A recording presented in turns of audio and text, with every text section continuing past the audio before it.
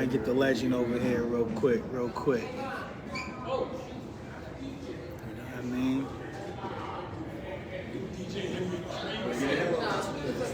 30 seconds. I even less than that, Coach. You just walked in. I don't want to bombard you, man, but we have a legend that's gonna sit down and chop it up with me for a little bit. You know what I mean?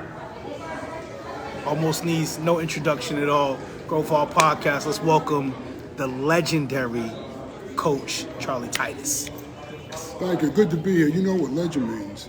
It means you've been around a long time. So, Coach, I don't want to take up too much of your time, man, but what do you think about events like this, the Black Coaches Classic? You being a legendary coach yourself, what do you feel about events like this, and should there be more of them? I think it's terrific. And what Kyrie is doing is something that's long overdue. Kyrie and I've talked about it for a while. You know, when I was coming up, there was nothing like this. As a matter of fact, right. There weren't very many black coaches. I think, New England, there may have been 3 of us when I got started. So I think it's wonderful. It's a great opportunity for young coaches to network, to meet other people, to get some training and that kind of thing. Just terrific. What were some of the biggest, when you were recruiting a player, right? What were some of the biggest attributes or things you looked for in a player that you was like, this guy can play for me? Well, the first thing was we needed him to be a good teammate. Right. That was really important. Yep. Character counts. Yep. We looked at how all the players that we were interested in treated their teammates. We even talked to the trainer and the equipment manager. We wanted to know what they thought. Wow. Because obviously when you start looking at a player and you get serious, he's got what you need as a player, physically. Right. Now you want to know about the other attributes that he possesses and whether he's going to be good for your team and fit in terms of character, attitude, work ethic, and most importantly, is he coachable? Can he take coaching? Because sometimes we coach very hard. Right. Absolutely. I don't want to show your age, but how long, were you at UMass, and at any point did you ever think of, because you were there, you held it down. 40 years. You set a standard.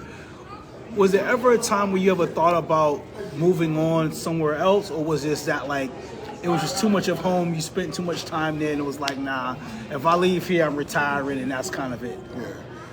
I looked at some other jobs and interviewed in Chicago, Florida.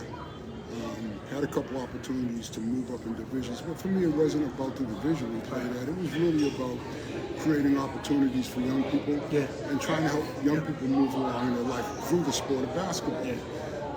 So I was pretty happy at UMass Boston. They treated me very well while I was there. I worked through 12 different chancellors. Wow. And got along with all of them except one. But for the most part, it was a real good experience. The other thing is, this is home. Yeah. And I was doing other things in Boston besides working at UMass, community events and that kind of stuff. Okay. If you could just give me who were some of your biggest influences coaching that inspired you to want to be a coach?